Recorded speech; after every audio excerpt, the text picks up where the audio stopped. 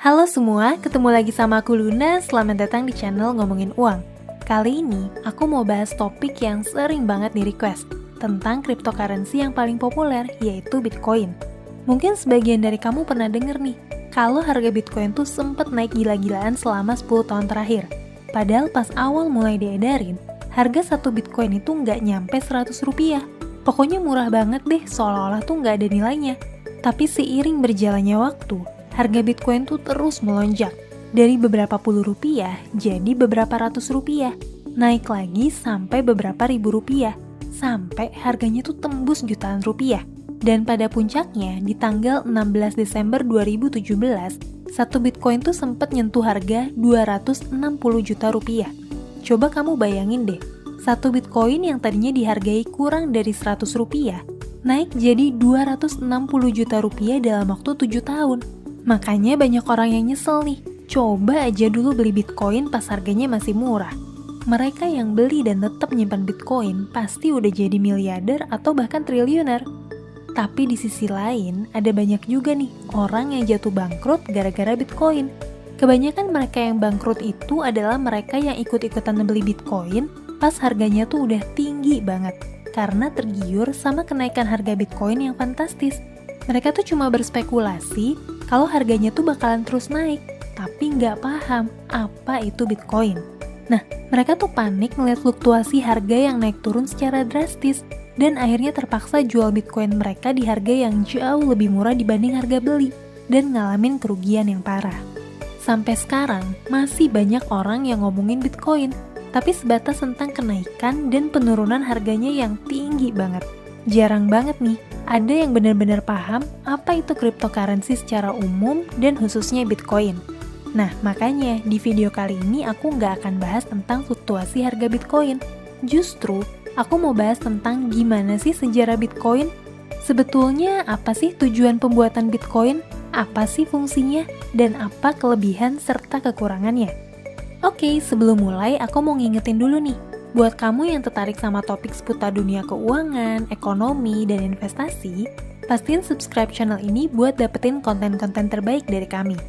Yuk kita mulai ceritanya dari sejarah cryptocurrency dan Bitcoin. Cryptocurrency itu apa sih? Sesuai namanya, cryptocurrency itu adalah bentuk simpanan digital yang proses transfernya tuh pakai teknik kriptografi atau sandi rahasia. Peredaran cryptocurrency ini tuh nggak dikendaliin oleh satu lembaga kayak bank sentral ataupun perusahaan tertentu, melainkan dengan server yang terpencar-pencar yang sifatnya terdesentralisasi. Sebetulnya ngapain sih bikin cryptocurrency? Emang ada yang salah ya sama sistem uang digital tradisional? Nah, para penggagas awal cryptocurrency ini tuh punya pemikiran kalau perputaran uang dalam ekonomi itu harusnya bisa dilakuin setiap orang secara independen, tanpa harus melalui pihak ketiga yang jadi perantara, kayak bank atau perusahaan penyedia dompet digital. Dan proses penerbitannya pun nggak dimonopoli oleh satu institusi, kayak bank sentral. Karena nih, kalau ada pihak ketiga yang jadi perantara, proses transaksi ekonomi yang terjadi tuh dimonitor dengan ketat. Distribusi dan peredaran uang juga dikendaliin pakai suku bunga. Dan proses penerbitan uangnya dimonopoli sama bank sentral.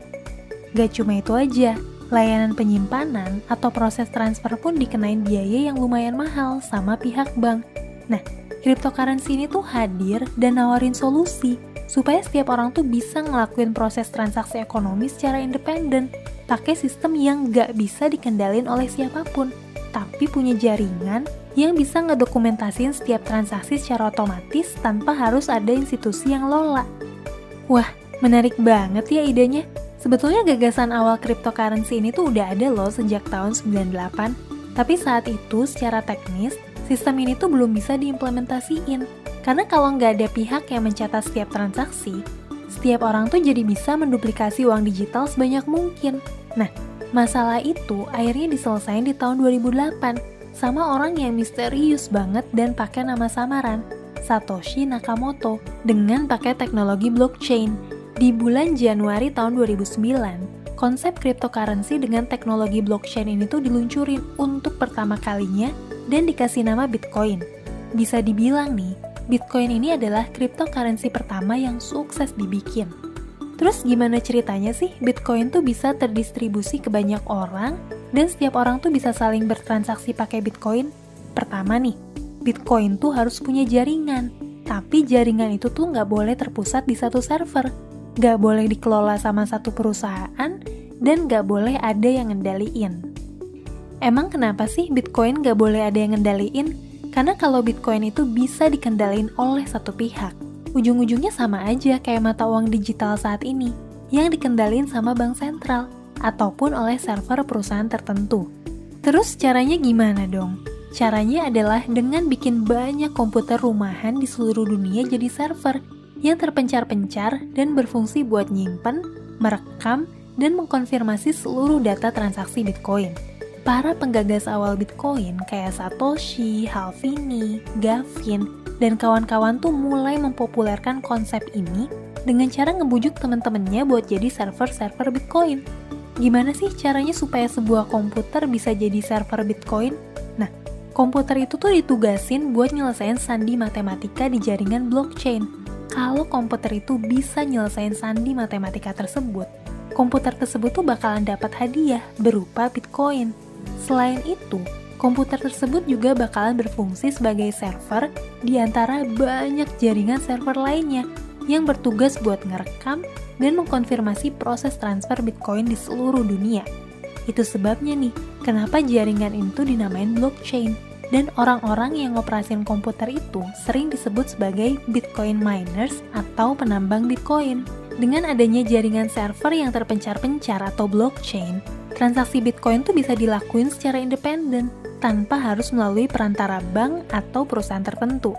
Nah, ini nih nilai jual fungsional dari Bitcoin itu sendiri. Misalnya kamu mau transfer uang dari Indonesia ke negara lain. Kamu tuh bisa transfer uang lewat bank atau institusi keuangan tertentu dan bayar biaya layanan. Proses transfer ini tuh makan waktu beberapa jam atau bahkan beberapa hari kerja. Belum lagi nih, diperluin kehadiran institusi keuangan dari pihak pengirim maupun pihak penerima di lokasi geografis masing-masing. Dengan cryptocurrency, semua orang tuh bisa ngelakuin transfer dari seluruh dunia cuma dalam waktu beberapa menit doang, tanpa perlu ada perantara sama sekali. Karena yang ngelakuin verifikasi transfernya itu adalah jaringan blockchain yang terpencar-pencar di seluruh dunia. Nah, di tabel ini kamu bisa ngeliat nih perbedaan cryptocurrency dengan mata uang digital tradisional lainnya. Sayangnya, penggunaan cryptocurrency ini tuh banyak berbenturan sama hukum. Jadi ada banyak persepsi negatif terkait cryptocurrency, khususnya Bitcoin. Di fase awal, Bitcoin tuh sempat populer dan dipakai sebagai mata uang dark web buat transaksi barang-barang ilegal, dan juga sebagai instrumen donasi ke Wikileaks, sebuah media yang nyebarin informasi rahasia pemerintah.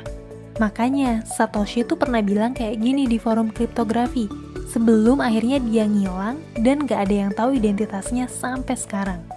Terlepas dari itu, penggunaan Bitcoin tuh terus naik dengan fantastis sejak Maret 2010, ketika bitcoinmarket.com tuh mulai beroperasi sebagai Bitcoin exchange pertama di dunia. Di bulan Mei 2010, Laszlo Hanyecz, seorang programmer dan penggiat kriptografi, buat pertama kalinya ngelakuin transaksi konsumsi pakai Bitcoin. Dia tuh minta member di sebuah forum buat beliin 2 box pizza, dan dia bayar orang tersebut sebesar 10.000 Bitcoin. Saat itu, 1 Bitcoin tuh kira-kira sekitar Rp50 doang, dan harga 2 box pizza itu setara Rp500.000. Tapi nih, saat video ini dibuat, nilai dari 10.000 Bitcoin itu setara dengan 1,3 triliun rupiah. Bayangin deh, kenaikan harga Bitcoin sejak pertama kali beredar tuh udah jutaan %.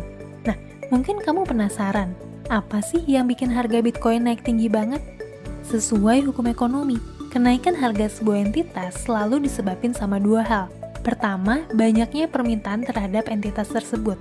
Kedua, keterbatasan atau kelangkaan dari entitas tersebut. Dari sisi kelangkaan, Satoshi Nakamoto dan para programmer awal Bitcoin tuh ngebatasin jumlah Bitcoin, maksimal 21 juta unit Bitcoin, dan jumlah tersebut tuh baru akan tercapai di tahun 2140.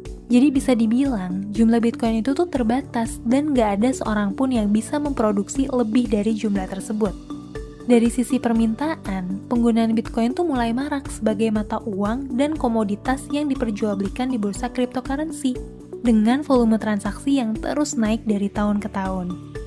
Kamu perlu tahu juga nih, salah satu kelemahan Bitcoin itu adalah fluktuasi nilainya yang sangat agresif. Bayangin deh, setelah Bitcoin nyentuh harga tertingginya di Juni 2011 di angka $30, harganya tuh turun 93% sampai nyentuh $2 di Desember 2011. Begitu juga ketika Bitcoin nyentuh harga $1.200 di November 2013. Harganya tuh turun 83% jadi $200 di bulan Maret 2015. Dan waktu harga Bitcoin tuh nyentuh rekor tertingginya di $19.000 di akhir tahun 2017, harganya tuh sempat turun 84%, jadi $3.000 di Desember 2018. Makanya, terlepas dari banyak cerita manis yang kita dengar dari para investor dan penambang Bitcoin, gak jarang juga kita dengar berita buruk dari banyak orang yang ngalamin kerugian parah, bahkan bangkrut, gara-gara berspekulasi saat ngelakuin transaksi jual beli cryptocurrency. Karena fluktuasi harga yang tinggi ini, gak jarang juga pelaku pasar modal dan trader forex di seluruh dunia ikut berpartisipasi dalam perdagangan cryptocurrency buat dapetin keuntungan berupa capital gain. Di Indonesia sendiri nih, Bitcoin tuh berstatus sebagai komoditas aset digital yang bisa diperjualbelikan, tapi belum diakui sebagai alat pembayaran yang sah. Sampai saat ini, udah ada banyak platform yang bisa dipakai buat beli dan jual Bitcoin di Indonesia pakai mata uang rupiah. Pertanyaannya, gimana sih masa depan Bitcoin atau cryptocurrency yang lain kayak Ethereum, Bitcoin Cash, Litecoin, dan lain-lain? Kita nggak akan pernah tahu apa yang bakal terjadi di masa depan.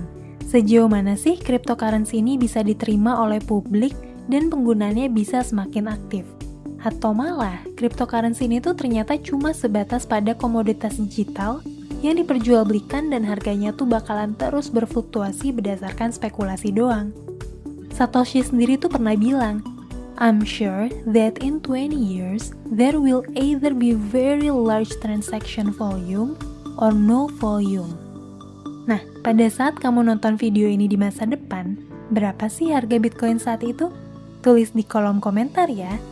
Apa Bitcoin bisa nembus rekor tertingginya di harga 260 juta rupiah?